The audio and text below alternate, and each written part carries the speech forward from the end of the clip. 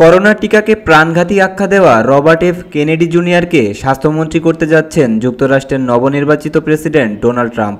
ABC নিউজের এক প্রতিবেদনে এ তথ্য জানানো হয়েছে। কেনেডি জুনিয়র টিকা বিরোধী ও চিকিৎসা শাস্ত্রে ষড়যন্ত্রের তাত্ত্বিক হিসেবে পরিচিত। ফলে তাকে স্বাস্থ্যমন্ত্রী করায় বিষয়টি নিয়ে বিতর্কে মুখে পড়তে পারেন ডোনাল্ড ট্রাম্প। শিশুদের টিকা দেওয়ার বিরোধী ছিলেন কেনেডি। তার দাবি, টিকার কারণে শিশুরা প্রতিবন্ধী হয়ে থাকে।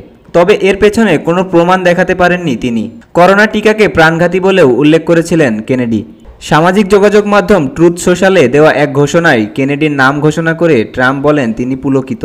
মার্কিন খ্যাতনামা রাজনৈতিক পরিবারের সদস্য কেনেডি জুনিয়র। তিনি আরএফকে জুনিয়র নামে পরিচিত। পরিবেশের সুরক্ষায় তিনি দীর্ঘদিন সোচ্চার ছিলেন।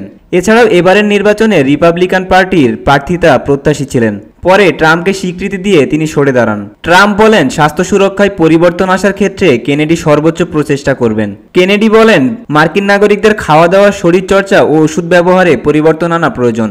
কংগ্রেসের উচ্চকক্ষ সিনেটে অনুমোদন পেলে স্বাস্থ্য ও মানব সেবা বিষয়ক মন্ত্রণালয়ের দায়িত্ব পাবেন কেনেডি।